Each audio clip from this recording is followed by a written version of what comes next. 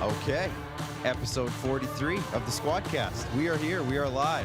We have a new set. I don't know if you guys noticed right away, but I got a new picture behind me, and Joel's got the same picture on the can on his desk over there. Yes, Joel Henderson's here. Dad Hockey Dough, poor nameless boy. Joel, welcome back. This is what, your third, fourth time on the show now? It's got to be 9th or 12th or 9th or 12th? It's like 4th or 5th. Those are the ones that you appear on in your dreams. That's true. Yes. Yes. Right. I do like the flamingos here. Rox and Dar from Rockstar Supply Chain Solutions. That's the Flamingo editions. We got the Kraken jersey that's definitely 100% not official. It's definitely from a country that's not on this continent. We got some people checking in here. Rod Monroe, that's my father. The comment's gone. That was a quick one, guys. It said from the Eastern Congo? Something, he always says he's in weird places. And it's his running gag that he has. But there it is. There he is, checking in from Eastern Congo. Mosquitoes here are bigger than hummingbirds. Well, there you go. I didn't know that. Are they as big as flamingos? I think the joke is that my dad lives up in the northwest end of town, and I live down in the eastern side of town. It takes like half an hour to get there. So I always say like he's in another country, or I have to get my passport out whenever we go to his house. So it's kind of just gotten farther and farther, and apparently he's in Eastern Congo now. I don't know. Anyways, Joel Henderson's here. Obviously, he's not Max. Max is coughing a little bit today, so he said he'd take the day off. He didn't want to cough on people. So he had a camping trip this weekend, and you know how the forest fires are happening. He's inhaled some smoke, and I think it messed with his lungs a little bit. That's at least what we're going to tell everybody. Yeah. And anyways, we're here, and Joel's here. He's going to fill in admirably, I'm sure. As always, we are presented by our friends over at Rockstar Supply Chain Solutions, providers of the flamingos themselves. And they're also over my shoulder here as well, the little cartoon characters. There they are. There's Darnell right there. There's Roxanne right there. So they're great people. Obviously, we tell you that every week. But they can help you get everything you need for your business. If you need supplies, if you need gear for the road, if you need stuff for your office, everything. They can handle it for you. From gloves to glue is their slogan. So if you need help getting anything for your business or helping your business run more efficiently, Roxanne and Darnell are your people. Rockstar.com for more information. Again, my pal Joel Henderson is here. Joel, how have you been? This has been a crazy couple of weeks in the hockey world. As a scout, you must be just on cloud 9 right now because we just got through the draft. How's it been? It's been awesome. I mean, anytime that it's, I think people who pay attention into the player analysis and scouting world, we kind of talk about this as our Christmas. It's not the trade deadline, it's the draft. Because even when I got started in this kind of world, people used to say all the time, you have to build through the draft, you have to build through the draft, have to build through the draft. And so I just always thought, why do not more people pay attention to the draft? So if that's the case, but I mean, we've got trades coming up, we've got free agents, we have an expansion, we have people trying to unload contracts to free some cap space. It's a little bit of everything, and I've been thrilled to check my phone every 3 seconds. Oh, absolutely. I've been burning battery on my phone for the last little while, constantly checking things because there's been a ton of stuff going on. There's been, just the other day was all the qualifying offers, guys not getting qualified. There's always drama there because it's that young group of guys who are just getting out of restricted free agency, and it's like, oh, that team doesn't believe in them anymore. Now they're unrestricted. Where can they go? There's usually a good fit for a lot of those guys. So it's always interesting. There's obviously the draft the other day, expansion draft with all the rumors around that. Everyone's mad at Seattle for not taking certain guys, and they were never going to please anybody. But the fact that, there's a lot of uproar, and I'll get your thoughts on this in just a second, so keep thinking about it. But, the Kraken not taking guys like, let's say, Vladimir Tarasenko, and they didn't take Max Domi, et cetera, et cetera. We'll get to that in a little bit. First off, we want to get you Ask Us Anything tonight. Let's get up Hulk Hogan on the screen here, please, if you don't mind. Ask us anything. Send us your questions. Send us your comments. If you have anything you want to ask, say, make fun of us for, make sure you do that. And throughout the night, we will get to your questions and comments as we go. I just got signed out of my script, so that's always good. But let's get into I know what the top topic is, and we were talking about it seconds before we get on air. Yeah. Marc-Andre Fleury got traded from the Vegas Golden Knights. There he is in all of his golden glory to the Chicago Blackhawks. And nobody thought, I didn't think for sure, that Chicago would be the destination necessarily right now for him. He's just coming off of Vezina. Guys won Stanley Cups in the past. He's 36, going on 37, I believe. Chicago is kind of a weird team. They just went out and paid for Seth Jones. I was going to say overpaid. That's to the eye of the beholder. We can talk about that if you want. Sure. But that is a move that I think had a lot of people questioning what's exactly going on there. It sounds like he didn't hear about it until somebody told him, not from the team. So Marc-Andre Fleury, the face of the franchise, shipped to Chicago. What was your initial thoughts when you saw that? Very Vegas-like. I mean, Vegas has kind of shown that they bring in people, they make them superstars for their team, they promote them as much as humanly possible, and but they aren't afraid to ship some guys out too. Like I think, we saw today as well a Nate Schmidt deal that they dumped last year so that they were able to sign Alex Pietrangelo. They really sounds like they want to re-sign Alec Martinez. And so what do you do? What do you do with your two high-profile goaltenders? You got to do something to shed some cap. There's rumors that they're in on, Jack Eichel. Maybe that's true. Maybe it's not. They've got some players that they can be able to kind of move some stuff around too. They really need a high-depth centerman. So I don't really know what they're doing, but they want to make big moves, and they've done this before. So it's very Flash, very Vegas. It is. And now there's been some blowback on Twitter that I've seen, and not necessarily from players themselves, but just from people noticing that they are kind of a cut and dry franchise. They've cut ties with some big pieces of that team in order to bring in other big pieces, like you said, the Pietrangelo thing. Is that something that team needs to worry about going forward, or should they just bring in all the best players and hope it works out for the best? I think you just hope at the end of the day that you don't have stories like today. You want to know that guys are being informed that they're traded before they're being traded. Yeah. I think I read, I'm not sure if it was Elliot Friedman or who, but they commented that, he knew a week ago or so that they were talking to Chicago. That was a possibility. He had said back to them that he did not want that to happen. And so, but at the end of the day, if you do trade a guy, you hope that you're the person they hear from first, like that you don't send that trade call in before you have a conversation with them. But it seems like it happens quite a bit. Yeah, and I know from a fact, like you work in the WHL a lot. You probably had some crossover with the Kelly McCrimmon era in Brandon. That guy is not afraid to make a move. No. And we saw that with Brandon for years. They just absolutely dominated. And it's Kelly McCrimmon got this this reputation for fleecing teams because he was just constantly getting the best player all the time. That was his thing. We saw it with Braden Shen. We saw it with Travis Hamonic back in the day. The list goes on and on and on. Yeah. But, I think he's taken that mentality and brought it to the NHL, and I think it's different. It's a different league, but we'll see how it pays off in the next couple of years. Well, and I mean, Vegas they're a high-profile team. I mean, you talk about somebody from the West that's going to be a cup favorite for the next couple of years, and how do you not include Vegas in whatever discussion you want to make? So when you're adding, when you're potentially wanting to add to that group, yes, you have to move out a goaltender, but I mean, they have a good goaltender and they have other pieces. Yeah. So he obviously has a plan of moving forward, and Fleury wasn't in it. So we'll see. We'll see what happens with him. I mean, they moved him for nothing. Literally. The player they got back is still going to be playing in the Chicago minor system. Yeah. So they literally just said, here you go.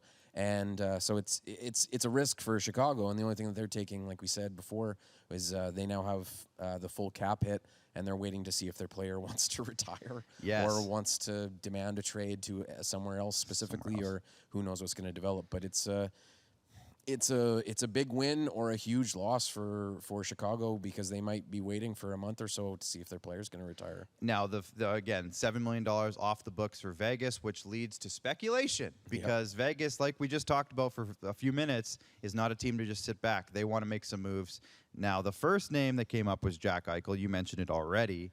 The rumor that I saw you tweeting about already, so this is why I want your thoughts on it, is that they asked Buffalo, or maybe the offer from Vegas to Buffalo, I'm not sure, for Jack Eichel, but apparently it's Riley Smith, Peyton Krebs, Nick Hague, and a first-round pick. There's 4 pieces, at least.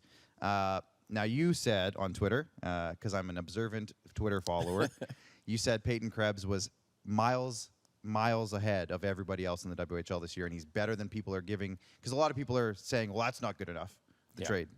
So you're saying Peyton Krebs makes that trade potentially worth it. Can you just kind of elaborate on Peyton Krebs a little bit? Well, I mean, to take this kind of perspective, I mean, let's include trades that Vegas has made in the past and, other ones. What you want as a general manager, like, yes, you're trading for question marks, but you want a very, very, very good question mark. Yes. And so when you're trading for a Max Pacioretty and you have to give up a Nick Suzuki, Nick Suzuki was a very good prospect. And they kind of wrestled over who do they include, who do they don't. With Chicago in this last deal for, that they got Seth Jones, they really didn't want to give up Doc. They didn't want to give up DeBrincat. It ends up being one of their prospects kind of further down the line. Yeah. So for this, here's my question and speculation to people. Of the teams that are kind of involved, you've got Anaheim, you've got Calgary, you've got other ones. Which prospect are you hoping to get that's going to be better than Peyton Krebs? Because I don't know if you're going to get one. And so that was the thing. If that's Buffalo's ask, it makes sense. I'm sure they don't want to include him, but I don't know what any other team is going to include a better prospect from that perspective. I mean, you might be able to get a good one out of Anaheim, but I don't think so. I don't think you're getting one of the top two. Zegras, Drysdale are the names that people keep bringing up. Like maybe you get McTavish back that they just got, but that's like, but I have Krebs higher than McTavish. I would rather have Krebs on my team. So that's kind of where you're at. It's, we'll get into this year's NHL draft, Joel. So basically they want if I'm an organization and I want a piece back, I want a very good piece. Yeah. The McCrimmon-esque. Yeah, exactly right. And again, just to reiterate, Peyton Krebs is really good. He's very good. Very good. And, Riley Smith is no slouch. He's got $5 million, so that helps the money side of things. Nick Hague is an intriguing prospect. He's that big towering guy. You just never know. Yes. And the first-round pick from Vegas, that's probably going to be 23 to 31 or 2. So, overall, if that's the offer from Buffalo, I know Krebs is good, but if you're getting an Eichel, I think people are forgetting how good Eichel is too. There's been a little bit of the Buffalo, the drag down in value type thing. I feel like going on with Eichel a little bit. His injuries in the last little while. There's been some real weird shifting of that team going on in the last couple of years. I feel like the value on Eichel, from a fan's perspective or from a Twitter perspective, let's call it, has come down a little bit in some circumstances. Yeah. Would you disagree or agree with that statement? Well, you got to think of what you're getting in Jack Eichel. Like when he's in Buffalo, he's the top option to have the puck. He's the top option for your power play. He is your goal scorer. He's the goal scorer from that left side. He has a blistering one-timer. He's got an unbelievably accurate wrist shot. This is a guy who's a pure goal scorer in the middle. I mean, if you're looking for a playmaking center to be able to facilitate your wingers, you don't. Like Vegas has Pacioretty. They've got guys that are have amazing one-timers on their team. Eichel brings a whole different, he changes the landscape of any line that he's on. Mm-hmm. He's not going to become a guy that's a 15 assist or 15 goal, 60 assist guy. This guy's a goal scorer. If you want goals, you go get him. He's going to be the best player on almost any line that he plays on the entire NHL. Like we had this talk with other teams. Like the reason that I brought up with Calgary is just like, why would you go and get Jack Eichel? Because he's better than any player you have. So that's your reasoning. Yeah. If you have to make it kind of work with other ways, shapes, and forms, you certainly don't want to trade your stars and do this. But if you're a team that's looking to rebuild on the fly, he's the best player that's available. Now, I didn't have this on the script. Producer Alan in the back, I didn't have a picture for this. If you can find one, great. But Rasmus Ristolainen, we're talking Buffalo, so that was the other move that happened and Sam Reinhart, I guess. Yeah. But Rasmus Ristolainen, say that 10 times fast. There's a lot of talk that Philly, what are they doing? Now, I look at this trade, and feel free to correct me on this, but I look at this trade as they're going out and getting a right shot, top 4 physical defenseman who has some offensive upside when given the opportunity or put in the right situation, let's say. And there just aren't many of those out there. So when I look at this, I say, you know what? They're giving up Robert Hogg, however you pronounce it. I think it's Hogg. I'm actually not sure. Let's go with both.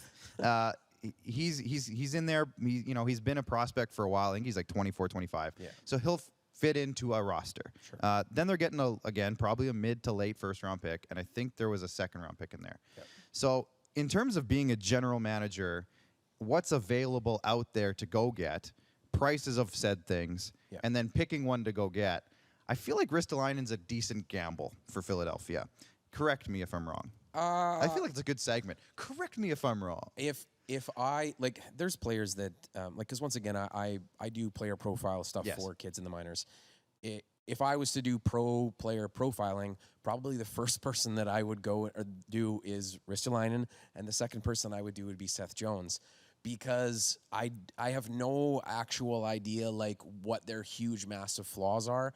I hear stuff on all sides I hear about a them. lot of stuff. And the reality is the results, sometimes they just speak for themselves. And Ristolainen is a guy who has, for a quote term, eat up a lot of minutes, but Yes. those aren't necessarily great minutes that you're getting. And it seems like from the data, when he got got reduced minutes this year and playing against lesser competition, he played even worse. And so it's a huge gamble for them. But the biggest thing about Philadelphia as their team is that they have a forward group right now that they've got other pieces coming, but their forward group is a win now group. It's their defense and their goaltending that's been kind of suspect. And so for me, Ristolainen, I'm not sure how he'll end up. He might not be any better than some of the players they moved out, like Philip Myers. But Right. But I forgot about that But trade. you got Ellis. Yeah. And so Ellis is the guy that changes the landscape of your defense. If he's playing with Provorov on that top unit, you now have, in my opinion, just an absolute elite pairing potential defensive group. And so you worry about the depth of that going on. But the reality is I think Philadelphia has been disappointed by their defense and the structure of their defensive group. And they went out to try to address it because they want to be a top team next year. Well, exactly. And I feel like, again, there's not just a bunch of Victor Hedmans growing on trees that are just available for acquisition. This is a guy you take a risk with and you hope you hit a home run with because he's got the talent and the tools, let's call it, to be a home run guy. Yeah. So I think his analytics look terrible. I've seen the graphs, I've seen the charts. I'm still doing that trade. It's a weird one. Like I heard someone the other day just paint a wonderful picture of like the reality is you want to get goals and you want to stop goals. And so you got a goal. How did you get there? You figure out that path. And so some guys do certain things well to get there. Like one of the things that I've kind of said in the last little while is that I think the analytics for forwards is very consistent. You move forwards to different teams, even with structures of teams, there's a fair consistency there. With defensemen, it's a bit different. Like a coaching change or a structure change or a team change can really change the landscape of a defenseman quite a bit. Once again, being a Calgary Flames fan, we saw years where TJ Brody's advanced analytics were off the charts. And then he had 1 year where his pair changing, like who he was playing with changed a bit. He moved sides. There was some coaching changes, and he kind of dipped. And then his last year, he brought it back up to where we knew. And so you kind of go like, is he bad? Is he good? Is he bad? Is he good? I loved TJ Brody. We knew he was good. And so it's just like when you watch, you just know he's good. So you trade him, and he's in another system that is made for him. Right. And the reality is there's other players like Nate Schmidt who's playing in a system, doing extremely well, get moved to another system, and the analytics don't look as good. So who, by the way, minutes before the show, got traded to Winnipeg for a third-round pick. Also getting traded to Winnipeg earlier this week was Brendan Dillon from Washington for 2 second-round picks. So for a team like Winnipeg, lacked in blue line depth, let's say, to get Brendan Dillon and Nate Schmidt within a couple of days, not a bad way to kind of wrap up your early offseason. No, and I don't know that they have too many guys that are really pushing from the back end, too. Like, they're wondering what they're going to get from Heinola, I think, next year, too. Niku, Stanley. Stanley kind of filled in. They think they know what they have with him now on a bottom-bearing guy, but they needed to go and address some stuff. Winnipeg's another team where they go, our roster is win now, and we want to improve our defense. Right. Let's just go through some comments here. John Ohm from Winnipeg is saying, Winnipeg's making moves. Yes, he is, John. They are, John Ohm. The value of Eichel has come down slightly. His potential, though, is over the top. That's also from John Ohm.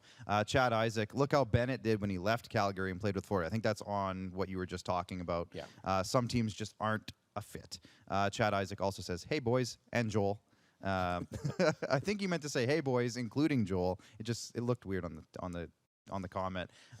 My dad is chiming in again. He says, Fleury is a class act. If the story is as presented, he deserved better. Mm-hmm. We talked about that a while ago.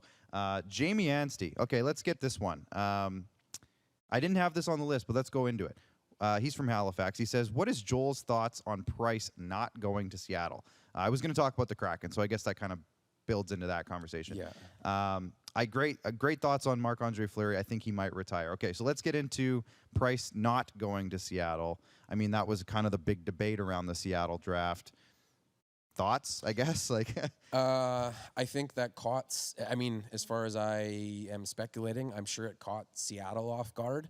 So in all of their, depending on what's going to happen, let's see what the landscaping is like. I don't think that they were ready for Montreal to pull that.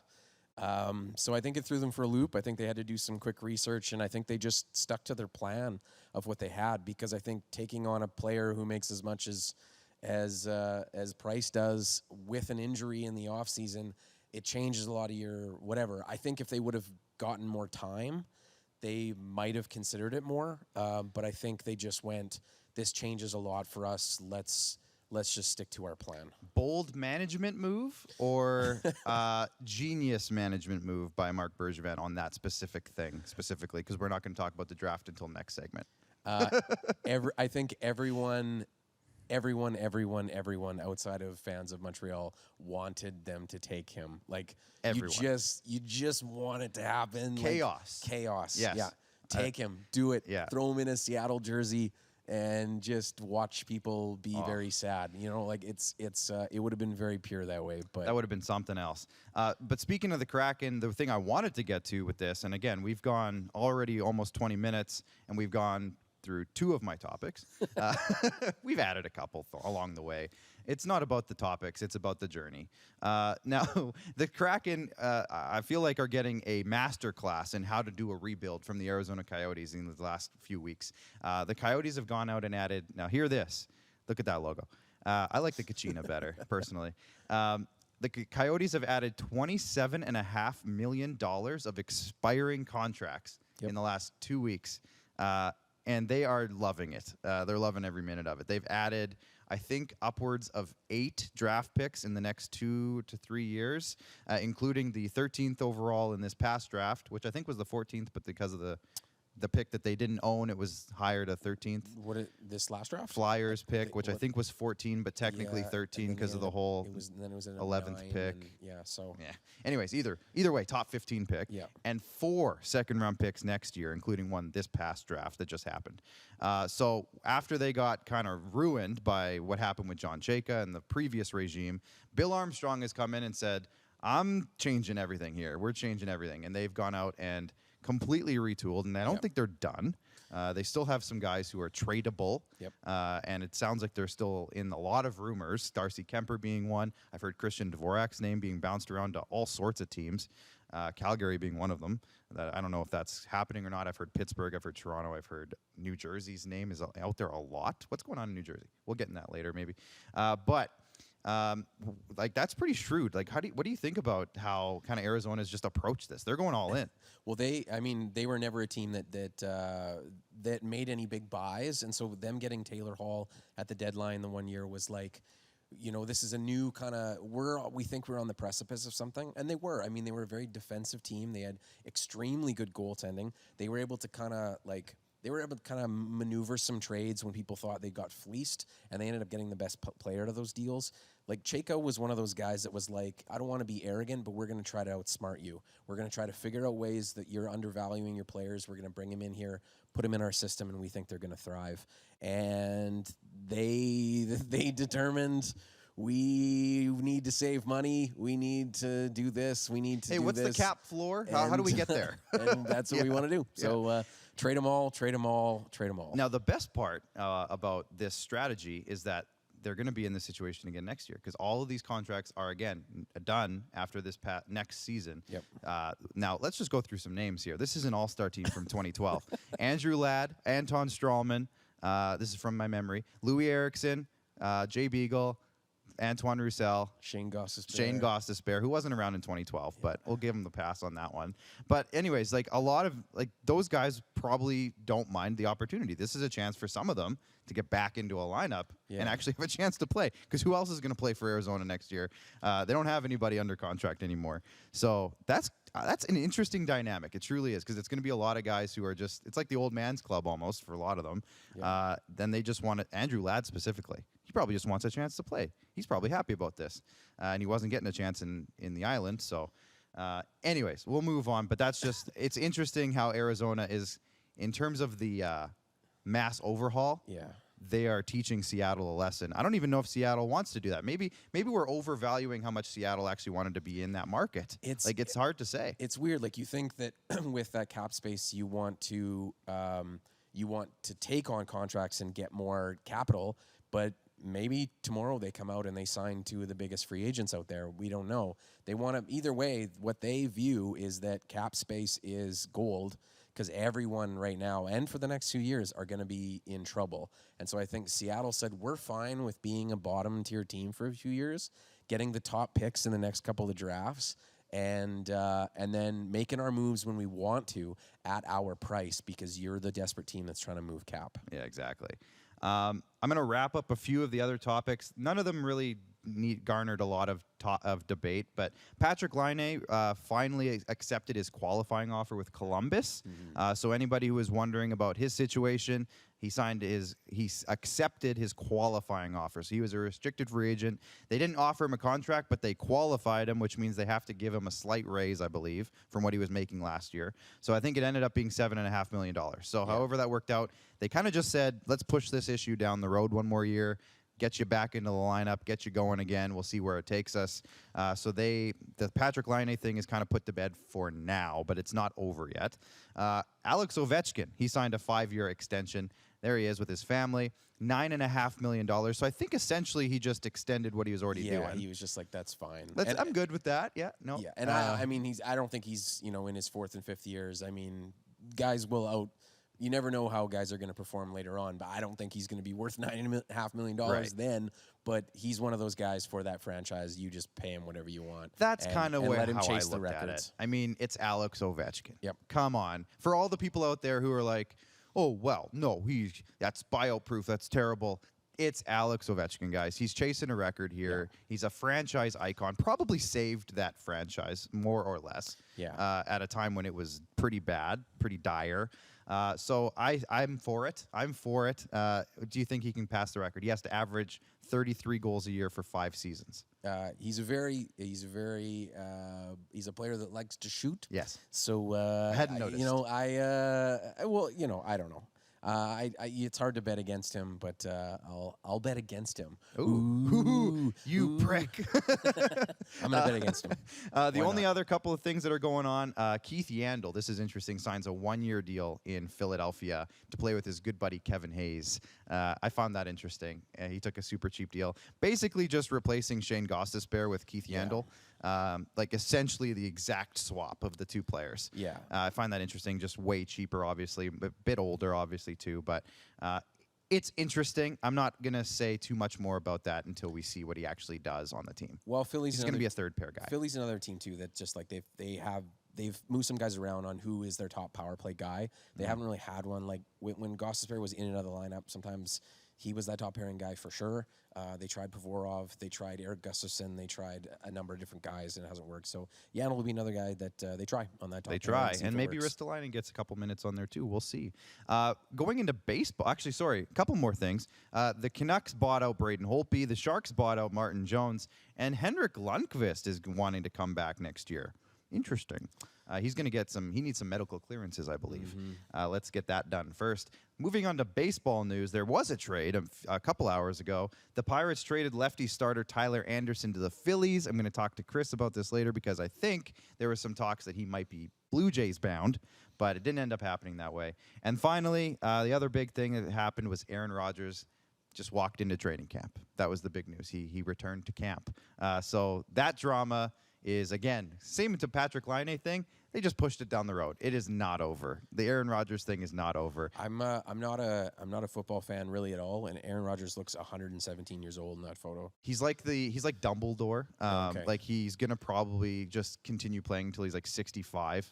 One of those types of guys. He might not be good anymore, but he'll always be a starter somewhere. He'll walk into the locker room. Yeah, just, hey, guys, I'm here. Give me $30 million a year. Essentially, is going to be Aaron Rodgers' life. Why not? Not bad, not bad. This segment was brought to you by our friends over at Hoop Life Basketball. 10% off training sessions, merchandise, and camps.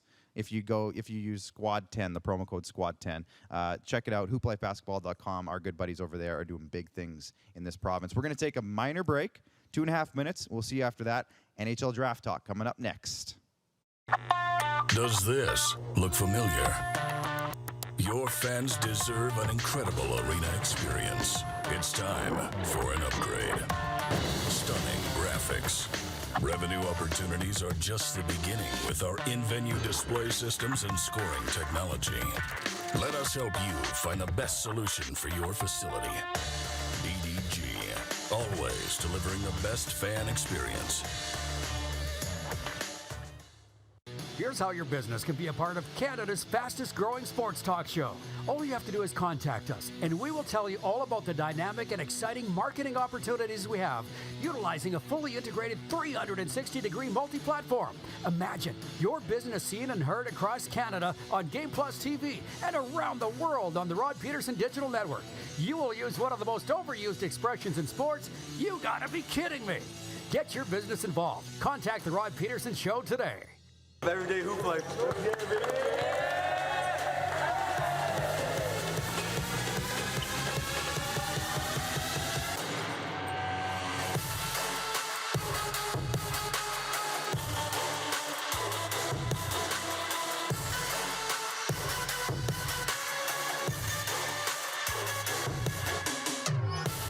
Is it time to take your event online? Bring it to IKS Live. We've got a fully customized virtual event platform with remote guest support for your next fundraiser, talk show, conference, performance, and more.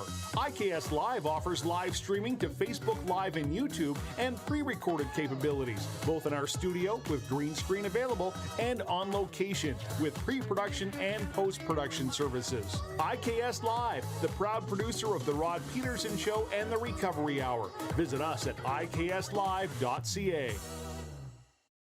Don't rack your brain trying to source the equipment and materials you need for your business. Rockstar can operate your entire supply chain, from PO creation to expediting your shipments, all from our office. Leverage the buying power of the Rockstar buying group to not only save money and time, but also the headache. From gloves to glue, we can provide it for you. Find out more at rockstar.com.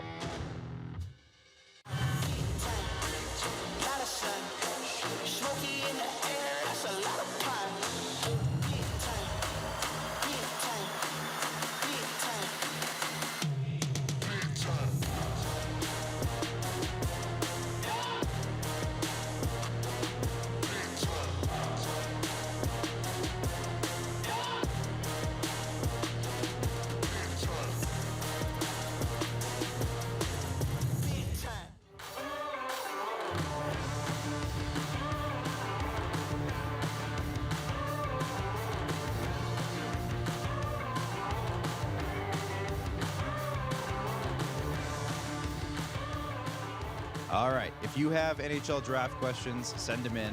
I have lots. I don't think we'll struggle for questions. But Joel, just first off, to give the people some perspective, what is your role with puck preps and FC hockey that qualifies you to this conversation? Sure. So I started off my journey with covering the Calgary Flames stuff for Dauber prospects, and then I moved over to being the WHL guy for them. So covering prospects who had been drafted into the league. And then as you kind of watch and the more that you go, I had already been doing a ton of work on draft eligible prospects. And so I spent some time doing that with Dauber and then joined FC Hockey. And so FC Hockey does extensive coverage on all draft eligible prospects for the upcoming draft. We do rankings up to 300 and plus. They release a draft guide every year, and so I cover the WHL for that.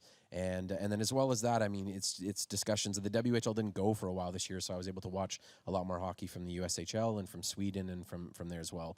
And then puck preps is even younger. We do everything from like 14-year-olds through to about 18-year-olds. Anybody that is currently not with a program, we're hoping to focus on them. So early views on the BCHL and AJHL next year of guys that could potentially be NCAA recruits, things like that. But it's always just ranking and profile and ranking. Beautiful. Okay, so let's get into it, because obviously the NHL draft did just take place over the last few days, and people love to debate winners, losers. This guy got picked too high. This guy got picked. So we're not going to get too into that, because a lot of that is just opinion. Your opinion's different than mine, which is different than Chris's, et cetera, et cetera. But let's get into a few things, though. Do we have the Henderson list? I put it in.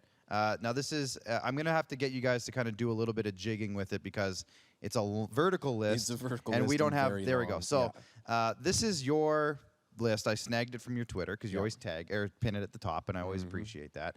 So most of this, is generally in a decent order in terms of what actually happened. But I wanted to kind of get into a few different guys as we go. Sure.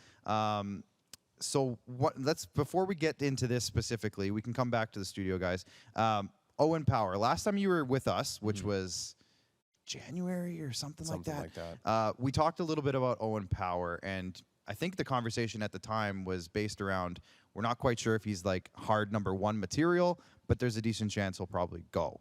And he ended up doing it. He went number 1. Good for you, Owen. But has your opinion changed on Owen at all? Because I know he's played a season since I think the last time we spoke. And what can Sabres fans expect from him? I think... I don't know that my opinion has changed on him too much. I still had him pretty high, I think, on my initial rankings. I think I had him 4th or something. And then on my final rankings, I think, which I did not put out, I would have had him 2nd. Okay. And so the thing is of that top tier of players, there was 9. There was 2, and then another 2, and then another 5. And I think with Owen Power, what you're getting is you're getting size. You're getting someone who is extremely good at transitioning the puck with both his feet and his hands. He really wants to push the tempo of play. There are warts with his agility, his lateral explosion, and some of the details of his defensive game. With someone who is 6'6", I think I read someone say as well, it might suit him better to be 6'2". He just happens to be 6'6" with a 6'6" reach.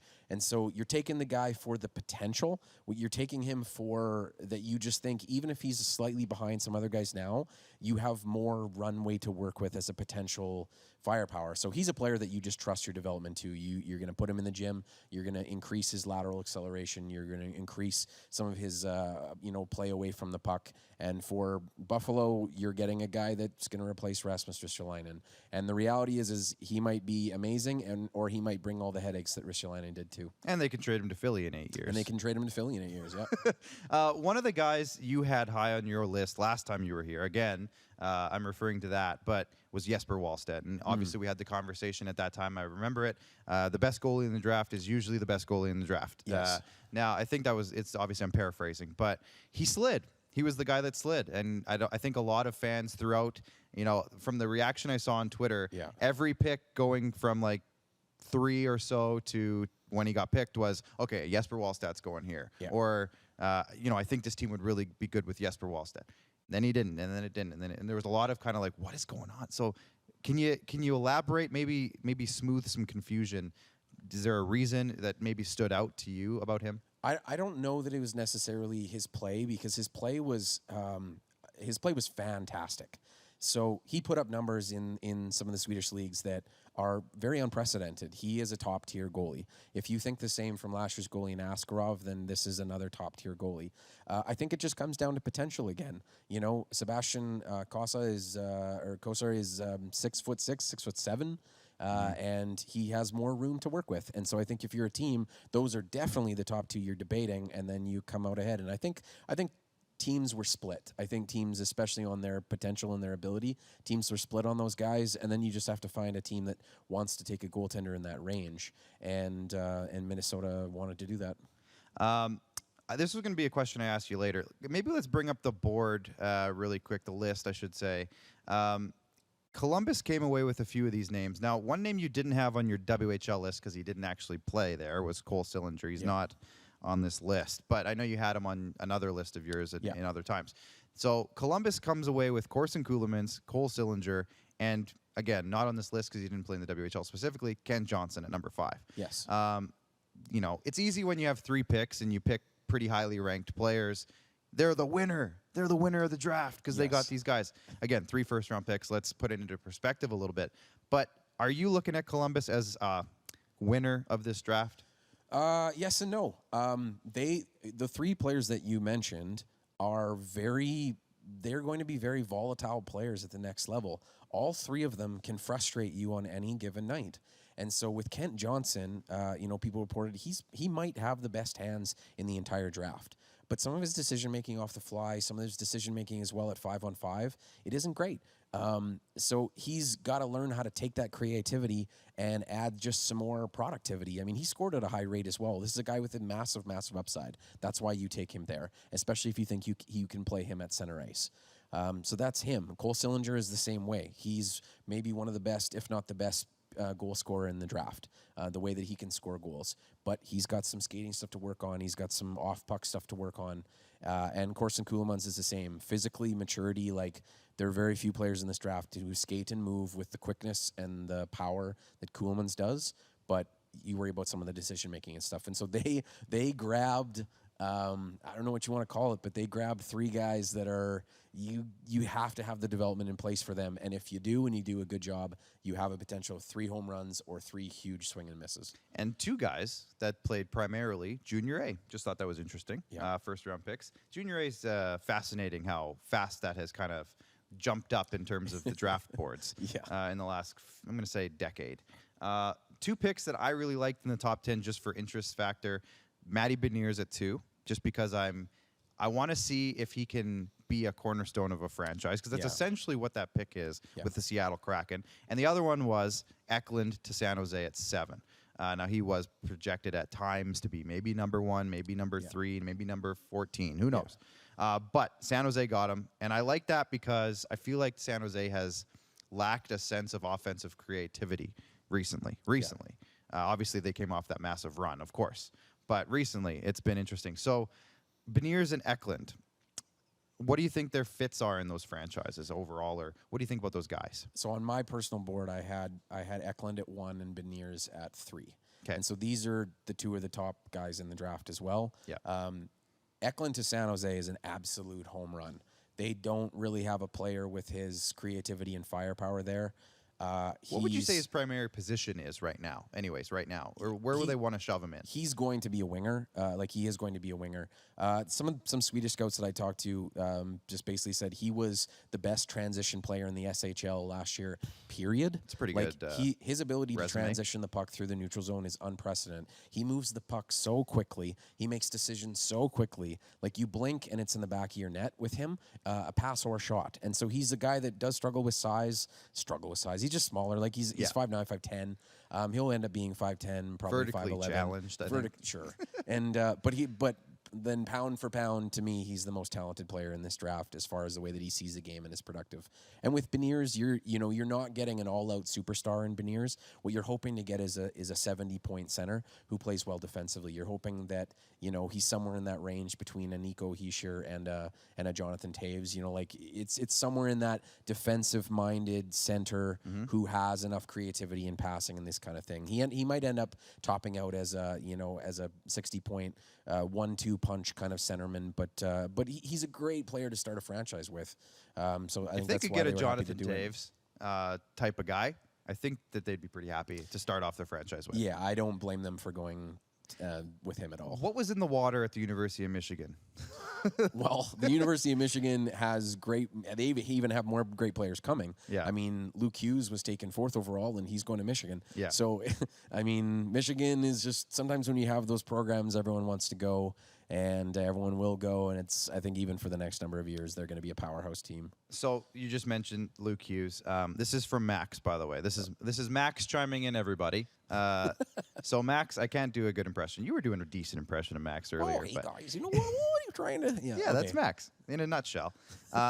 So this is from Max. One of the highlights of the draft was seeing Jack Hughes with arguably the greatest welcome to an organization of all time. Yes. As his brother Luke was drafted 4th overall to the Devils.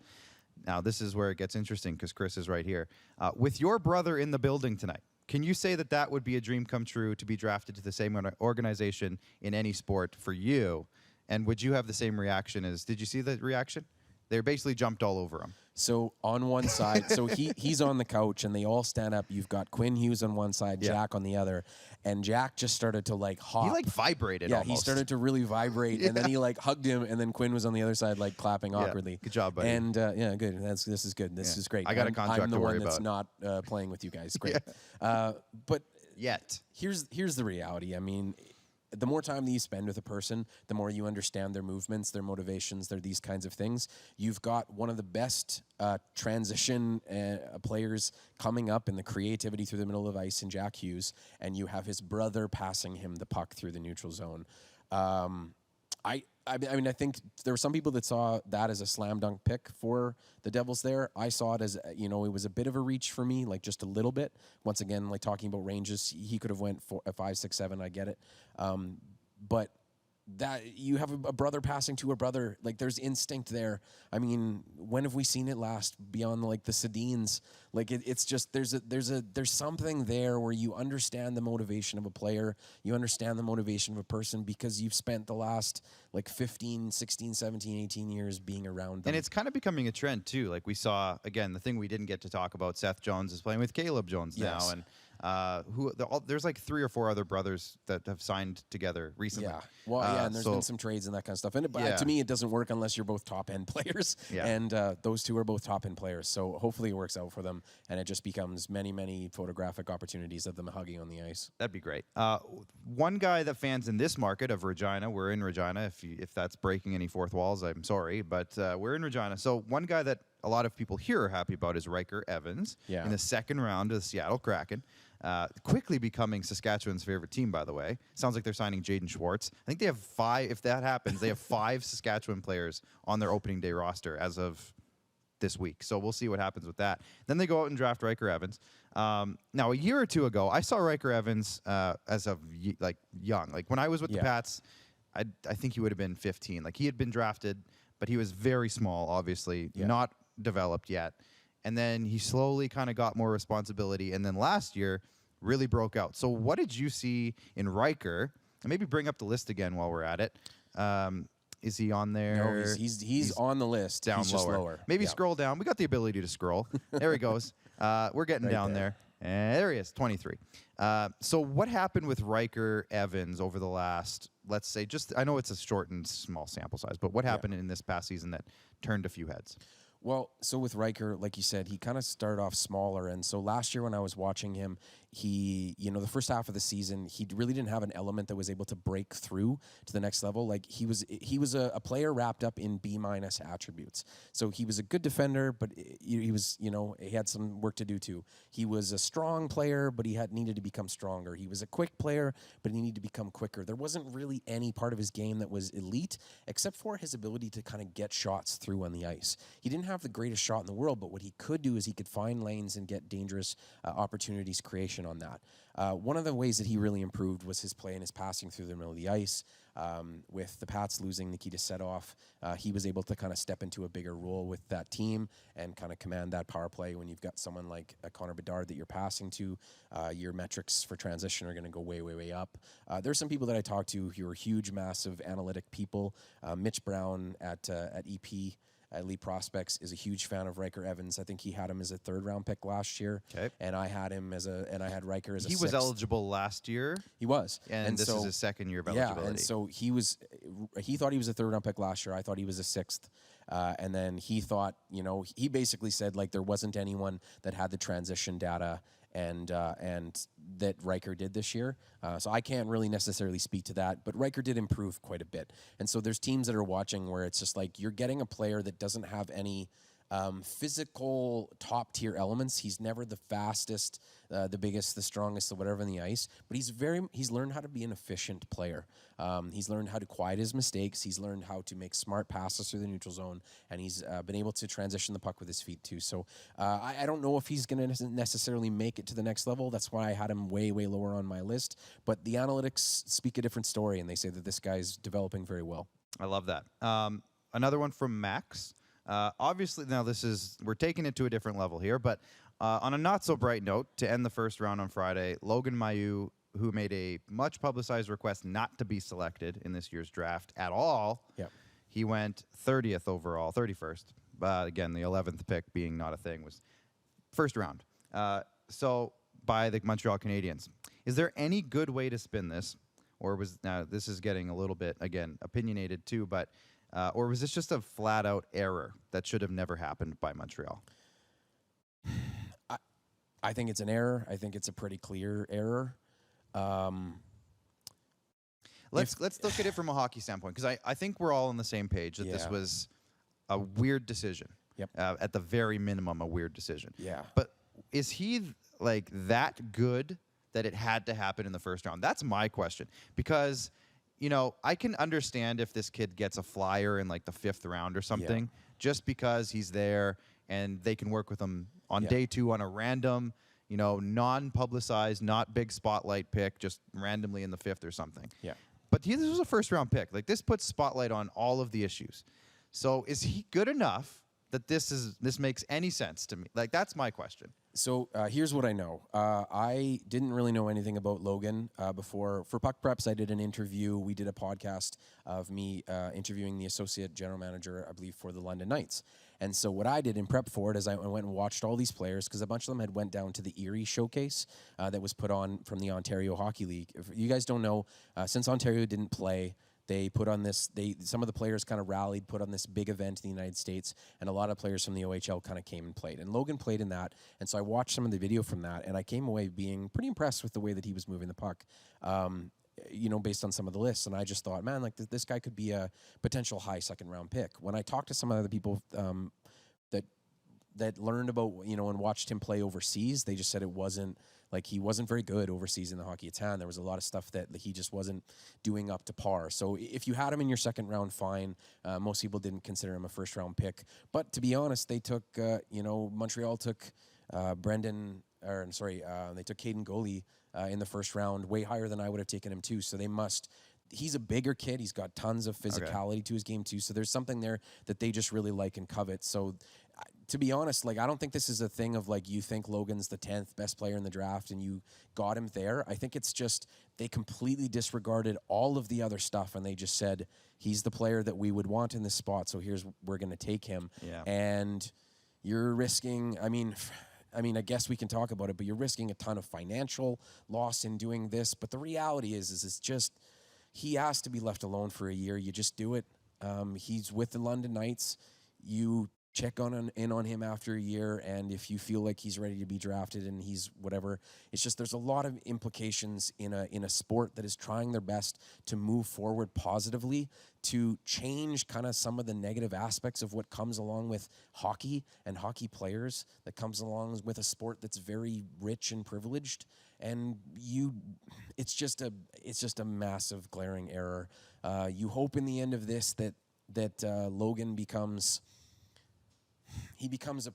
someone who just decides to go way positive in the other direction. Yes. That you have influence and money and power and whatever. How are you going to use that now, kid? Because if you do the bare minimum, people are going to roast you your career. The reality is they're probably going to roast him his entire career anyways. This isn't a thing that's ever going to leave him. So what are you going to do? You have power, money, and influence in one of the storied franchises in the NHL. Yeah. What are you going to do with it? And I think the Steve Dangle podcast, I shout them out often, but Adam Wilde always says, I believe it's Adam, maybe it's Steve, show me the receipts.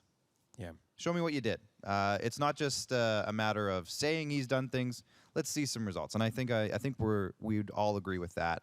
Hopefully it goes that way. Yeah, and the reality is there's just it's like there's no positive way to spin it. He committed a sex crime in another country, and deeply regrets it. And there's a lot of awfulness to this. I'm a youth worker as well, so I've had to deal with youth that have both had rumors spread about them, more pictures spread about them, and I've had to deal with youth who have done things like this. What you want of everybody is you want healing and growth, but the reality is it just, to a lot of people, it seems like he did an awful thing and got rewarded with about as great a thing as he could have gotten. And so it's just a horrible. It's hard to say good things about it. Right. Hard to segue from that, but we'll try. Sure. Chad Isaac is watching, and he's a big Flames fan. He says, Joel, are we going to Calgary to watch Seattle play when Gio comes back for his first game? #SquadCast road trip. And that was actually one of Max's questions, just to wrap it up here as we come to a close on the segment. But Mark Giordano moving on for Calgary. This is, I guess, not really draft related, but that's a big change for that organization. 15 years, I think he's been there. Yeah. Captain for a lot of it. Big franchise guy. What are the Flames looking at doing here moving forward in the next little short term? Well, first off, Seattle's motto through this whole expansion was you know, something along the lines of like, excuse us while we prepare to take your favorite player. I don't know that they took too many people's favorite players. You know, Gavin Bayreuther is my favorite player on the Blue Jackets. Is he? I don't know. Okay, that's fair. I was devastated.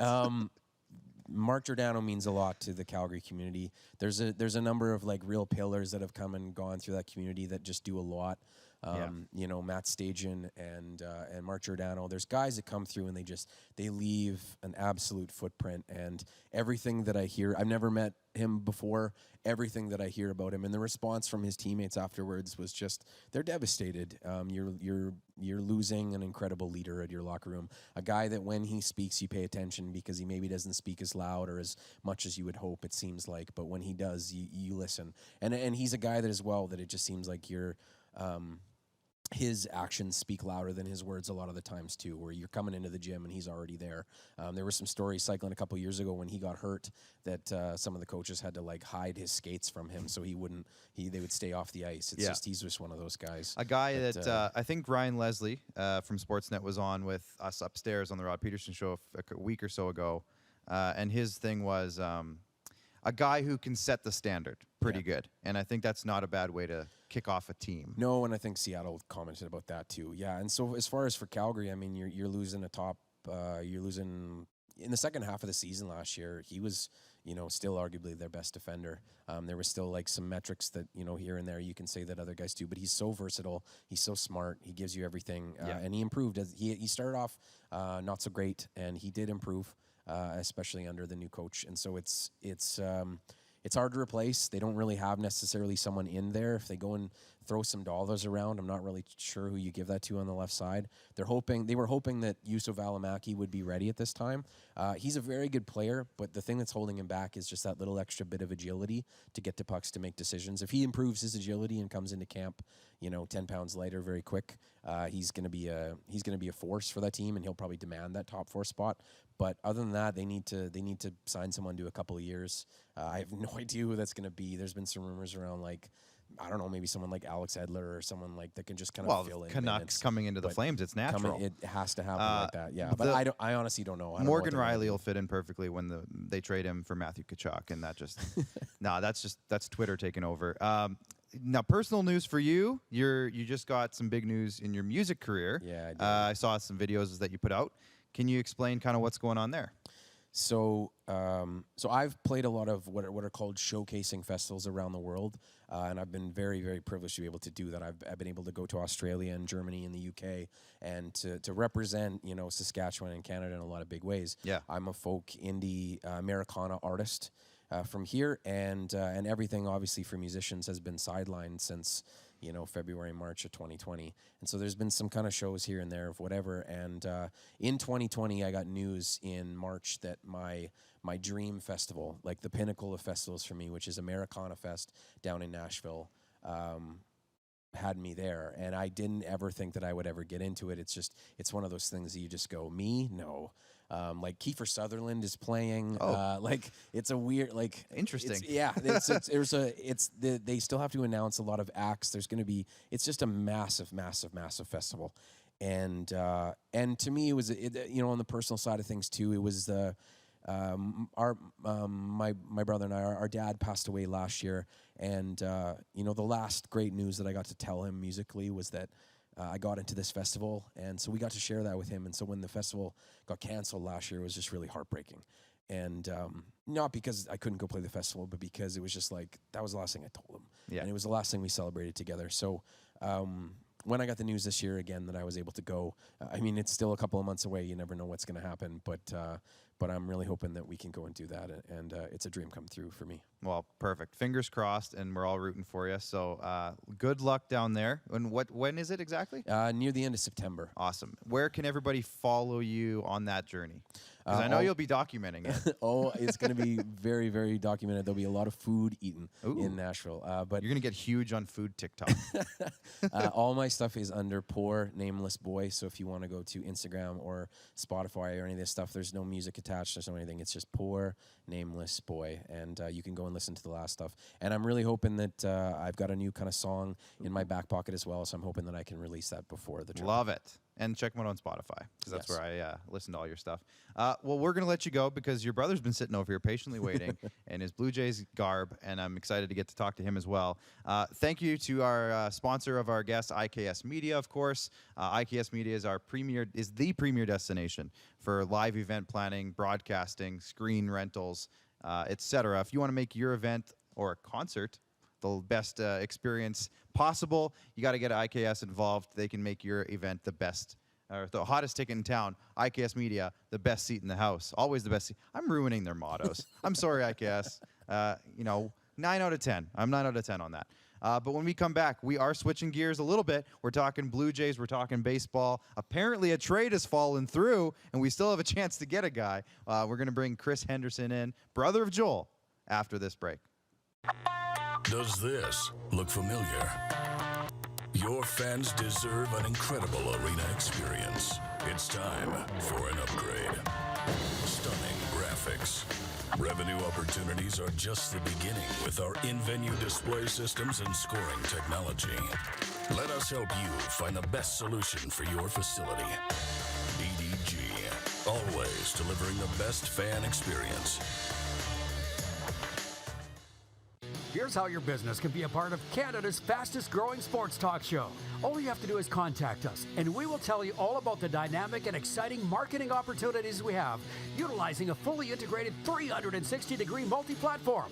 Imagine your business seen and heard across Canada on Game Plus TV and around the world on the Rod Peterson Digital Network.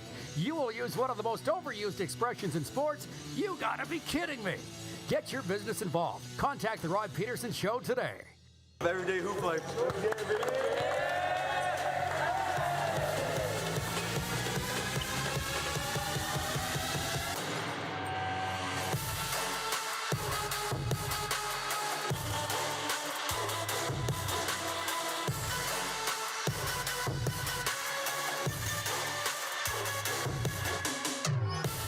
Is it time to take your event online? Bring it to IKS Live. We've got a fully customized virtual event platform with remote guest support for your next fundraiser, talk show, conference, performance, and more. IKS Live offers live streaming to Facebook Live and YouTube and pre-recorded capabilities, both in our studio with green screen available and on location with pre-production and post-production services. IKS Live, the proud producer of The Rod Peterson Show and The Recovery Hour. Visit us at ikslive.ca. Don't rack your brain trying to source the equipment and materials you need for your business. Rockstar can operate your entire supply chain, from PO creation to expediting your shipments, all from our office. Leverage the buying power of the Rockstar buying group to not only save money and time, but also the headache. From gloves to glue, we can provide it for you. Find out more at rockstar.com.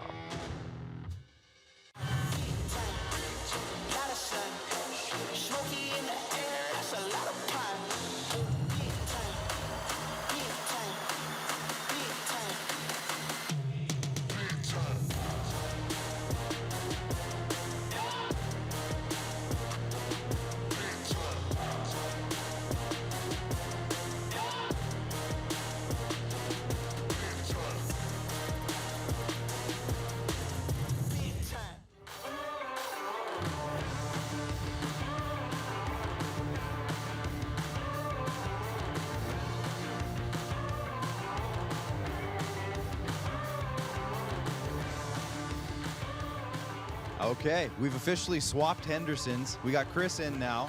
He's got the blue on. He's got the Blue Jays gear going.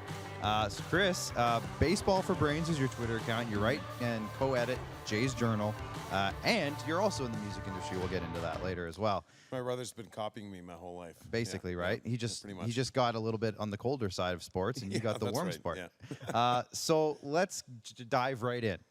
Jays Journal, Baseball for Brains. It's actually funny because I followed you on your Baseball for Brains account, and then like slowly I was like, oh, that's Chris. I was trying to put together like who. I was like, I know that guy. That's the music guy from Estevan. I definitely Anyways, so I made the connection late on your Baseball for Brains account, which is funny because I followed you. I was like, this guy's great, and then I'm like, he lives here. I should get him on the show sometime. So let's talk about the Jays a little bit. It's been a wild season. It's been pretty up and down. A lot of hope and then a lot of frustration and then hope again and then, that kind of railroad. So if you could sum up the season, I guess, in a broad sense, don't necessarily get too specific on players and stuff, but overall, how have you kind of viewed this season? You hit on an important point with how things have gone. It's been kind of a manic season where one moment you think they're unbeatable and the next moment it doesn't look like they could beat anybody. And I think that's just part of growing pains with a young roster, right? I mean, most of the core of this team is, Vladimir Guerrero Jr. is 22, Bo Bichette's 23. There's a lot that they still need to learn about how to win at the highest level.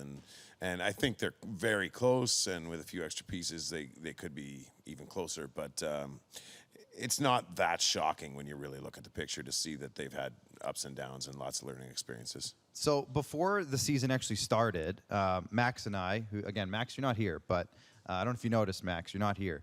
But before the season, our biggest concern that we kept talking about constantly was the starting rotation. We were like, you know what?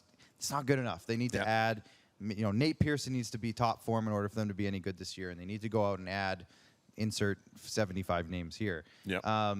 But that hasn't necessarily been the case. No. It's been the other guys. It's been the bullpen for the most part that has been a little bit disappointing throughout the season. How major of a concern is that, the bullpen, as we approach the deadline, which is in a couple of days, I guess? Yeah. I mean, I think it's the concern for this team. I mean, the rotation, as you said, has been a pleasant surprise. Nobody expected Robbie Ray to be a borderline all-star. Yeah. Alec Manoah has been a revelation since he got called up. And Ryu's been better than a lot of people give him credit for. I mean, I think Ray's outperformed him, but Ryu's been good. And Ross Stripling's been quite good as well. Friend of the show. Yeah. Oh, Ross is a good dude. But like the bullpen, I mean, I wrote about it last night, and I had a couple tweets that went out last night that kind of caught some fire. It's just it's a decimated group. I mean, Kirby Yates was out before the season started. David Phelps was lost for this season. You forget how good he was. He was completely lights out. Julian Merriweather looked untouchable and hasn't been back since April. They've just lost one piece after another. Romano's been hurt. Dolis got hurt. Yeah. Chatwood's been back and forth to so the bullpen, Barucki. I mean, the bullpen.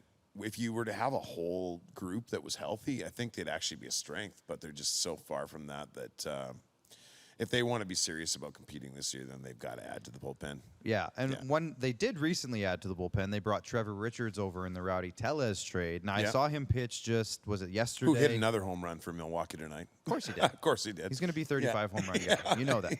That's how it works when we trade first baseman to Milwaukee. We're going back to Trevor Richards is the guy I'm trying to talk about. So he pitched, I think it was yesterday, 2 days ago. Yeah. I was pretty impressed by that guy. He only throws 93, 94, but it seemed to pop really good. And you don't always see that out of a 93 reliever. What have you noticed from Trevor, and maybe what's his story coming into this team? Yeah, both him and Adam Simber, the two guys that they brought in for relievers, I think they're really good depth pieces for the middle innings. I don't think either guy's a late inning closer or setup guy or whatever, but to get through those middle innings where we've been rolling out guys like, I mean, you name the laundry list of guys that have come and gone. I mean, Jacob Barnes just got DFA'd. Is it like I'd never heard of Jacob Barnes before this year, and now he's pitching against the Mets inning. the other day, right? He didn't have a good game. Yeah, and then he was let go after the game, and I mean, like that's the kind of thing is that they just.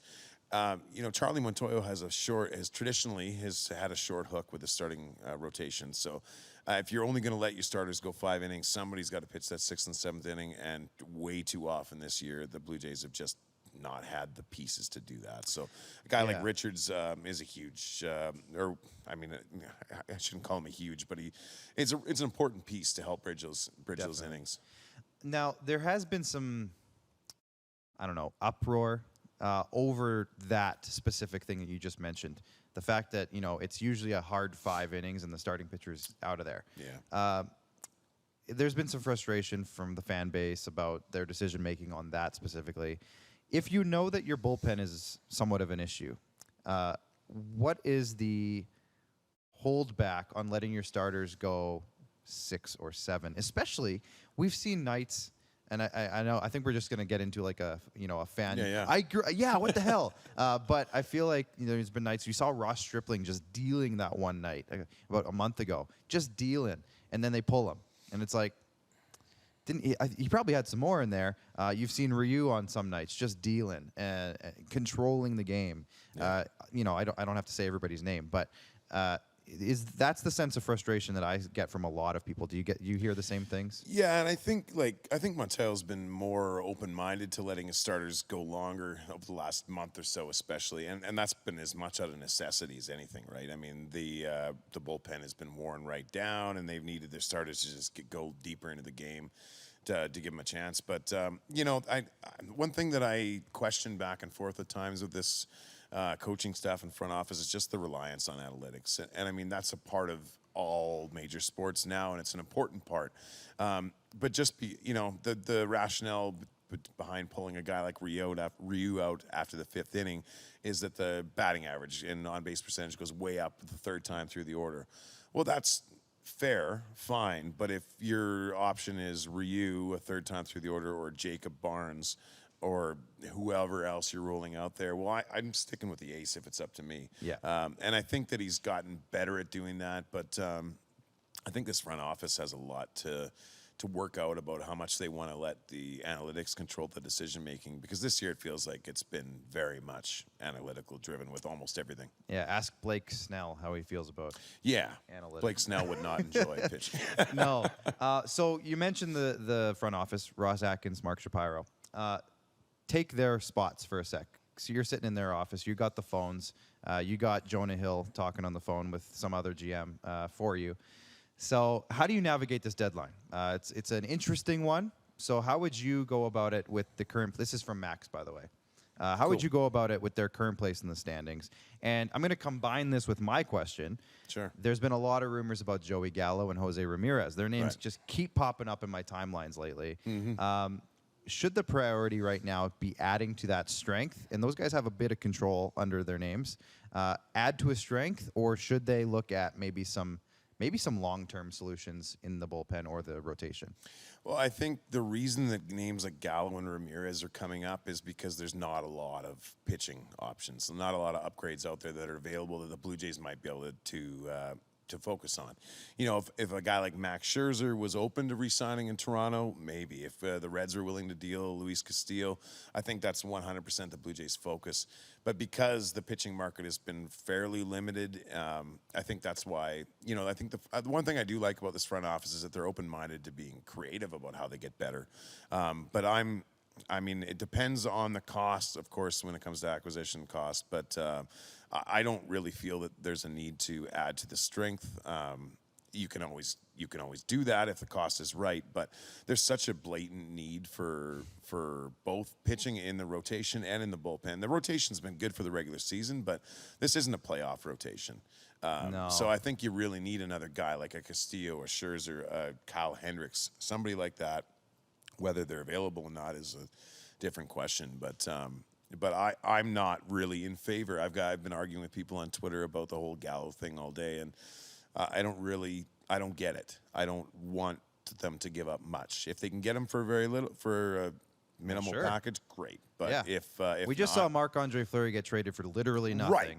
Why not bring that into baseball? Well, and the Mariners just made an awful trade. So, I mean, if they can fleece a GM, if they can fleece Daniels in Texas and get Gallo for a bag of balls, great. Perfect. But if it's going to cost you 2 of your reported top 5 prospects, which is apparently what they're looking for, then you run away in the other direction. Can we pay for their soda in their locker room for the next 3 years? That's what I'm asking.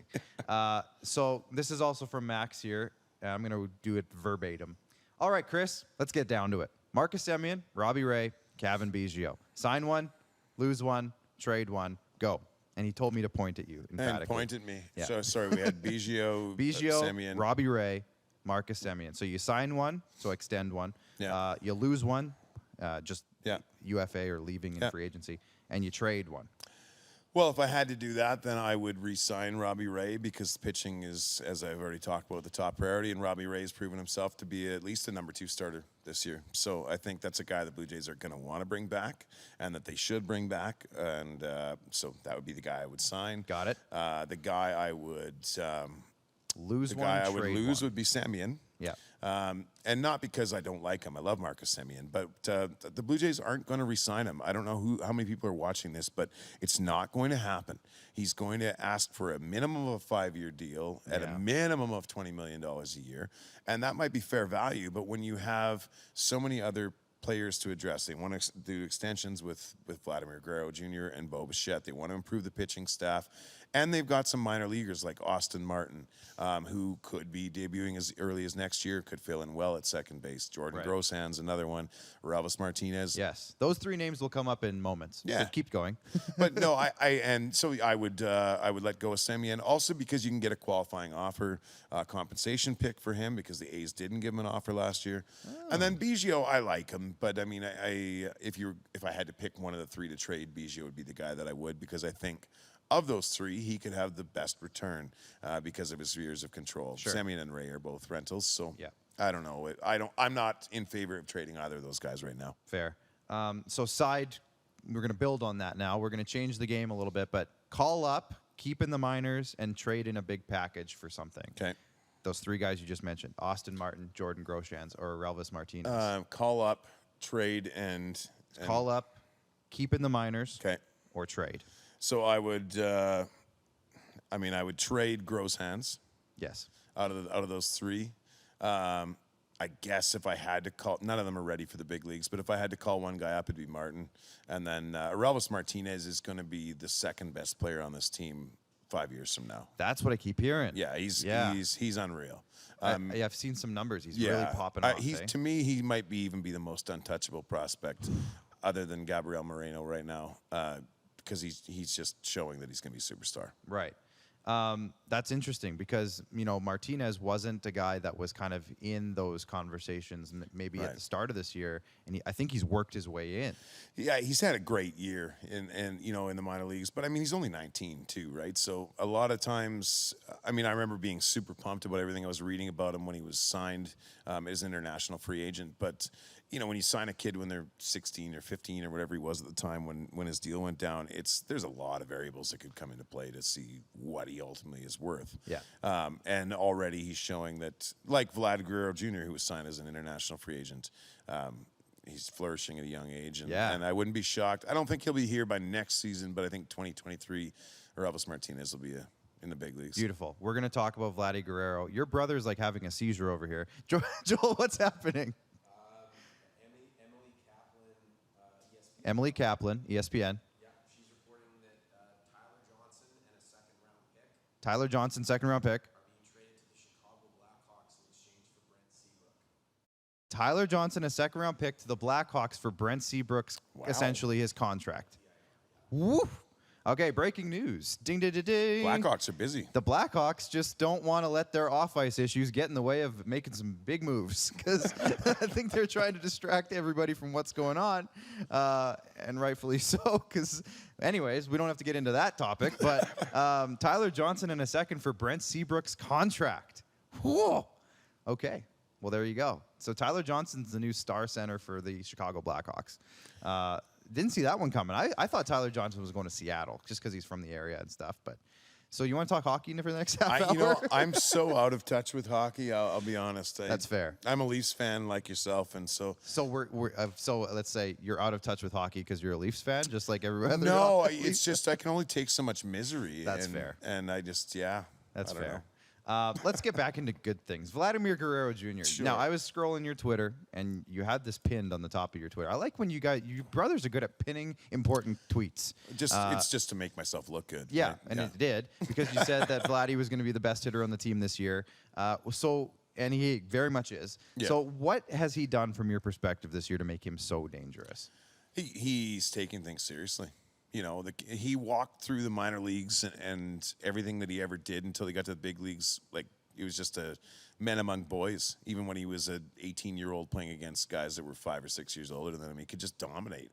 But when you get to the highest level of professional sports, you can't just rest on your laurels and show up overweight and all those kind of things. And those are the hard lessons he learned in his first 2 years as a pro. And so when he started in the middle of last season, or like I think it was August last year, he started working out and like taking his fitness to completely differently. And suddenly you saw a guy that was confident, that was that looked better. He was moving better. He's all around the game. Surprisingly good runner this year. He's an above average runner, base runner, which seems crazy to think about when you look at what he looked like last year. It seemed like it hurt him to move at first base to try and catch a bad throw, but he just took things seriously, and the results are astounding. There's never been a doubt about his talent, but there was a time I was really worried about his motivation. And I think now that he's tasted success on this level, it's going to be pretty tough to. And I think that he slide cemented that with his choice not to go in the home run derby this year. He's just like, guys, I'm focused. I'm doing this. I don't need to go in your silly little contest. I love that move. We talked about it a lot on this show, that it was a very veteran move of him to do that. Yeah, it was a mature decision. Yeah. For especially when all of his buddies are out there doing it. Well, and the pressure to go up against Ohtani and all that kind of stuff too, right? I mean, I was happy. Blue Jay Joey Gallo was in there. Future Blue Jay Joey Gallo was in there. Yeah, I mean, I liked that he turned it down too. And not even like I loved it, his rationale. He wasn't like, oh, I'm afraid it's going to mess with my swing. It's whatever. He's like, no, I just want to rest. Like I already got to play in the game. I've already traveled to the game. I got to be the MVP tomorrow. Yeah, I already got to hit a home run in the game. So what do I need to do it in the in the derby? So I loved that he recognized that there was a lot of baseball play in the second half, and it's a long season. One thing that we've seen in the last couple of weeks is George Springer coming back into form a little bit. You see a lot defensively. We've seen him starting to get back in the offensive categories as well. When you saw them sign him, I'm going to go back a ways here. Yeah. When you saw them sign him to 6 years, that's a big commitment. One of the biggest ones in franchise history, if not the biggest, longest one in franchise history. Money-wise, at least. Vernon Wells got 7 years. Oh, okay. Yeah, of course. So when you saw that, did you immediately think, okay, playoffs or bust? Or did you look at this more as a window? Let's succeed during the 6 years. Because there's been a lot of debate on the impact of George Springer on this team. He hasn't been good enough. He's a bust. It's already a bust. Or, the way I'm looking at it personally is like, this is for 2 years, 3 years from now, George Springer is going to be a huge part of this playoff team. Right. How did you see it when they first signed him? You know what? I think when you add up everything else that happened over the last couple of years, like they signed, this is the second year of a Hughes deal, of a 4-year deal. They made the playoffs last season. They signed Springer to the biggest financial deal they've ever made, and then they went out and spent $18 million on Marcus Semien for a 1-year deal. So to me, it was very much the window's open now. Yeah. And maybe not for a championship, but I think it's an important step for this young core to make the playoffs again. They made the playoffs last year, looked pretty bad, were quickly knocked out by the Rays. That's fine. The experience of being there was important for guys like Vlad Jr. and Bichette. And so I think that's got to be a serious goal for this season, is to make it back to the playoffs. Hopefully, in an ideal scenario, you win a series and get to, get a little bit more a taste of success. Yeah, and get that'd a be little nice. bit, do I think that they're a World Series contender this year? Not really. I mean, anything can happen once you make the playoffs. We saw that with, we've seen that with a lot of things, with the NHL, with the NBA. Look at Vegas a few years ago. Yeah. And now they're superstars. I mean, the Habs made the finals in the NHL this year. So I think once you get to the dance, anything can happen. But for me, the biggest thing is I'd love to see the experience for those young guys again. So when they're spending that kind of money on Springer and on Semien and, re-signing Ray, doing those kind of things. Kirby Yates, they spent some money on that didn't pan out at all. To me, that was the signal of the start of the window. They're giving it a go. Yeah, and I think even with, and I think you have to still look at it that way now, especially when Semien and Ray are pending free agents. And there's a lot of things that, if you're wanting to convince these guys to stick around for the long term, then you got to show them you're serious about winning. This is from Max again. He says, many of us seem to have a different moment or a player or a specific game that created the fandom that we share for this baseball team. Where did your passion for the Jays start? And do you remember, was there a moment, like the Ralph Wiggum moment, like you could see his heart break? Or was there an era, or how did it come for you? I got really lucky. I mean, I was born in 1984, so I was 8 years old. Heyday. Yeah, when the Blue Jays won their first World Series, I was 8 years old, and my dad was a huge fan of them, and I watched a ton of games with him in '91 and '92. So I mean, I was like all in, 100%. I could have rattled off any of the stats from that '92 team at any given day. If you were walking down the street in August and said, "Hey, what's Joe Carter hitting right now?" I could have told you. Yeah. And I was just one of those kids that was just obsessed with stats. But I think like there was two moments that pushed it over the top for me was Dave Winfield's 2-run double in the '92 World Series. That was huge. And then of course the Joe Carter home run. I'm wearing a Joe Carter jersey right now. There it is. That one was more of like just a confirmation that they were on top of the world, because at that point that was a second championship, that was whatever. But I remember Winfield's double being the moment where I lost my mind, and suddenly I felt like they were actually going to win. That's awesome. For me, just if I can add to that, see, I'm a '91, so I didn't miss it, but I missed it. Yeah. I'll be impressed if you remember '92. Yeah, thinking back, I was sitting on my dad's lap. No, but Carlos Delgado for me. There was a game, I think the 4-home run game was pretty early on in his Blue Jays tenure. Yeah. That was obviously pretty cool. But that era, just him and me being a bigger kid, first baseman, Delgado, I mean, I just instantly clicked with that guy. Oh, yeah. Number 25, baby. But prospect reports. I know you like prospect talk. Yep. So who are a few names? You don't have to go into like your top 40 list, but like maybe a few names that we've maybe mentioned tonight even that Jays fans should be really excited about in the next while. Well, I'll start with two that I've already mentioned. I think Gabriel Marino is the catcher of the future for this team. I think he makes a guy like Alejandro Kirk expendable. I like the idea of trading Kirk right now because of Marino's presence. Not that I don't like Alejandro Kirk, but I don't know that his value will ever be higher. So I like Marino. I love Relvis Martinez.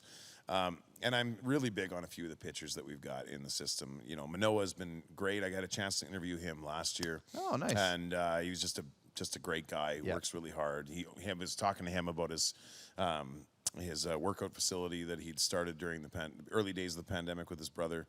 Yeah. But I'm also still high on Nate Pearson. I think the Blue Jays messed up when they diagnosed, like he's got a sports hernia now, which obviously was an issue earlier this year. He's got an arm that they don't grow on trees. And so I would love to see him get properly rehabbed and actually, be able to start a season properly. Hopefully he can still stay healthy. But I like Simeon Woods Richardson as well. He's the guy that came over in the Marcus Stroman deal last year. He's had a bad his stats don't look great in 2021 here. He's getting hit a little bit in AA, but he's very young too, he's isn't 20 he? years old. Yeah. So, I mean, give the guy some time. And he fell out of the top 100 prospect list, but he'll be back in there in no time. And with Pearson, where do you sit on the debate? Starter, reliever? He should be a reliever for the rest of this season if he can make it back, and then put him back in the rotation. Yeah, I mean, get him back in. He's far too young to give up on as a rotation arm. I mean, if he has another full lost season in 2022, then I think you can start looking at him as maybe a guy that could be a closer. But with a talent like that, you don't give up that easily. Last one, and this one's from Max. Ultimately, with what you've seen from this rendition of the team this season, can you say that you're satisfied with what this group has achieved, given there really isn't a team that has faced as much adversity? We're talking about Dunedin, Buffalo, now going back to Toronto. Or did you expect a little bit more from this team as we sit today? I totally expected more from this team. I don't know how much stock to put into the whole traveling around thing. I think it's difficult to be away from your family, but a lot of these guys are super young, and some of them don't even have families yet. Some of them had their families in Florida. Yep. You listen to a guy like Adam Simber was talking today. His poor wife had to drive halfway across the country to get to Florida like 3 weeks ago, and now she's got to drive to Toronto. Right. So I think like that part does certainly play into the equation, but if with a better bullpen, this team is 8 wins better. And it's just they've blown so many one-run games. They've blown so many games they should have won. And it's not just the bullpen. I mean, they need to hit a little bit better with runners in scoring position and things like that too. But I think I still have faith that they're going to prove themselves as a lot better than they've shown. A couple questions from fans. If you have any questions, fire them in. We got a couple more minutes here. This one's from Chad. Now, this one's interesting. Would Vladimir Guerrero Jr. play for Team Canada or the Dominican Republic if he had a choice? I'm He's guessing he would pretty play with heavy. the Dominican. Yeah. I mean, I'd love it if he played for Canada, but I doubt he would play for us. He's pretty heavy DR. Like, he's Yeah. kind of DR or die, I think. Yeah, from I mean, the I looks of think it. he wouldn't really. If he wasn't playing for the Blue Jays, I don't think you'd hear about the fact that he was Canadian-born very often. Oh, you wouldn't at all. Right. You wouldn't at all. like, and he just was born here and then raised down there. Yeah, Chad, again, think going back to Toronto will boost these guys and they will maybe start to play better. I totally do. And that's why I think the front office has to do something. You Yeah. know? If you can, we watched it, like in 2015 when the roster was re-energized with David Price and Ben Revere Such and a Troy fun Tulowitzki era. and stuff. Yeah. You could see the look on the faces of guys like Jose Bautista and Edwin Encarnacion. Suddenly they were like, we were good, now look out. Now you can't touch us. Yeah. And if you can go out and get like an impact player and compound that with the fact that they actually get to go home and play like a real home game where the fans in the stands aren't cheering for the other team, I think that's a huge boost, especially when you got young guys like Vlad Guerrero Jr. that is a ham. I mean, the guy hams it up for the camera when there's nobody in the stadium. So you get some fans in the Bo stands. likes to He's show gonna off have the hair. Absolutely. Oh. These kids are going to love. Lourdes. Yeah, they're going to love all the attention that comes with that, and as they should. Yeah. So I fully expect that it'll give them a boost, but I would love to see the front office supplement that with a On roster that, addition. I think it'd be nice for them to reward the fans a little bit, too. Totally. Like, these guys, it's the fan base has been without these guys as well. It's not just that these guys haven't been in Toronto. That's right. In their comfy, penthouse apartments. That's right. The fans are the ones that are paying the dollars to pay these guys in the first place. Let's reward the fans a little bit. Well, and that's why it would be such a kick in the head to trade a guy like Marcus Semien right now. Right. Like, I realize they're, going into tonight, they're 4.5 games out of a wild card spot. That's not an insurmountable amount, but I mean, the Mariners are 1 game out and they just made a stupid trade. So there is a faction of the fan base that wants to see Semien and Ray traded before they can walk as free agents. I'm so torn on Semien right now. Ray, I understand. Let's try to keep that guy. Yeah. I think he would. I think seems like the type of guy who wouldn't mind sticking around. I think he will. He appreciates the rebuild of his career. Yeah. I think he would maybe be like a 3-year contract type of guy, maybe. I would love it if we could keep it to 3 years. I think it'll be four. Maybe. He might want that and fourth year. maybe Semien, I'm million. so torn because he doesn't strike me, like you said earlier, he doesn't strike me as a guy who is going to be here long term. No. So it's that always evolving conversation about own rentals. Like, do you keep him and then just lose him and pretend he's like a trade deadline acquisition almost, or do you try to maximize his value? Because there's a lot of teams that get kind of stuck in the middle. Yeah. And the Jays are kind of not quite. They're kind of stuck in the middle. And a Yeah. guy like Semien, what would he even net in a return in a trade, though? Well, and that's a big question. But I think when you look at all of the pieces of the equation, the Blue Jays already have one of the best farm systems in baseball. Do they need to supplement it? You can always make it better, but it's not like they badly need to rebuild their farm system by hitting the mic here by trading away Semien. You ever worked the mic before? Oh, once or twice. There we But, go. usually I it's, worked the joke in. But what I really don't like is that trading a guy like Semien would be the signal of throwing up the white flag on the year. And I don't like what that message that would send to the fans as they come back to Toronto. And I really don't like that message if you're trying to get Vladimir Guerrero Jr. or Bo Bichette to sign long term, to say, oh, you guys were 4 games. Remember that year you were 4 games out and we just gave up when you could have traded for some extra help? And okay, cool. Well, I'm going to go somewhere else where I'm going to go to sign in San Diego where they trade for everyone even when they don't need them. Yeah. And so to me, I think Now, you have to Scherzer's start going there thinking last about I those heard. long-term questions. Like, we need to start proving to Vlad Guerrero Jr. now that this is a place to sign for a 10-year deal. I like that. I like that idea. Let's do it. Okay, I'll call up Ross and Mark Yeah. after the show. Do it. We're going to make some moves, guys. We're bringing guys in. Chris, thanks so much for coming in. My pleasure, This man. is the first time of a few. I think we're going to have you back. Oh, I hope so. You've earned a PTO, a professional tryout again, so we'll definitely be having you back. It worked out Thank you to super our nicely. sponsors here, too. Yes, Yeah. Original 16, Great Western. I will be cracking one shortly. So we will be getting into that. Thank you to those guys as well. You can see, I just got the new TV screen in the background here, Original 16. There it is. So next week on the show, I have some exciting news for our viewers.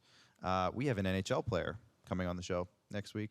And if you have been following along with my TikTok channel, which if you haven't, come on, it's 2021. Add me on TikTok, Producer Clark.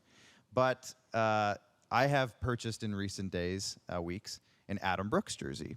From the Toronto Maple Leafs, because it was kind of a running joke. I kept talking about him. I made a video about him, and I worked for the Pats when he was there and all that stuff. So I bought a jersey, sort of as a joke. And then he texted me the other day because, again, I worked with him with the Pats. So we've had lines of communication prior. Just name dropping. I was on TikTok Live. So I'm talking to Brooksy. Yeah, I was on TikTok Live when the message came in, and I was looking at it, and I was like, holy crap. That threw me off a little bit. But, we got back and forth. He saw my jersey in the background of my TikTok video. His friend sent him a screenshot or something. Nice. And he's like, hey, I'll sign your jersey if you want. And I'm like, oh, can you come on my show too? He's like, yeah, sure. So next week on the SquadCast, Adam Brooks is going to be on the show from the Toronto Maple Leafs. So make sure you tune in for that. That's going to be a lot of fun. And we have a lot of great guests coming up in the next few weeks as well that we're really looking forward to. A lot of people who are returning back to the show. And we haven't lined them all up yet, but it's going to be a lot of fun. Tomorrow, if you're a CFL fan, you're going to want to tune into the Rod Peterson show because we have Derek Dennis, the Bone Crusher, coming on the show, and Kenny Stafford, who was recently cut by the Edmonton Elks, and he has an interesting story to tell along those lines, and we've been talking about it on the show. So Derek Dennis, Kenny Stafford, tomorrow on the Rod Peterson show. It's going to be a lot of fun. Chris and Joel, thanks for coming in tonight, guys. My pleasure. Absolutely. We'll definitely be doing this Thanks again. For the filter on the white legs, too. Oh, yeah. No. We do our best in here because, me and Max aren't the tannest of guys either. So it is what it is. We live in Saskatchewan. Let's be real. Indeed. So thank you all for tuning in tonight. From the basement of the bunker, I'm producer Clark, director Jordan, and producer Alan are in the back room. IKS Media, Rockstar Supply Chain Solutions, of course, Hoop Life Basketball, RBI Baseball Training, and our new friends at Great Western Original 16. Brewhouse Ultra is on the desk here. We got some Great Western lagers. Got Original 16 that the boys are drinking tonight. So thanks to those guys for hopping on board. And if you want any group sales, by the way, any bachelor parties, weddings, what else happens? Camping trips that these guys love going on so much. Yeah. Make sure you hit us up because we can help hook you up with some group sales discounts. Just letting you know. Also, we have a contest coming up soon, so stay tuned for that along those lines. But we will see you next week, and thank you all for tuning in. Bye for now.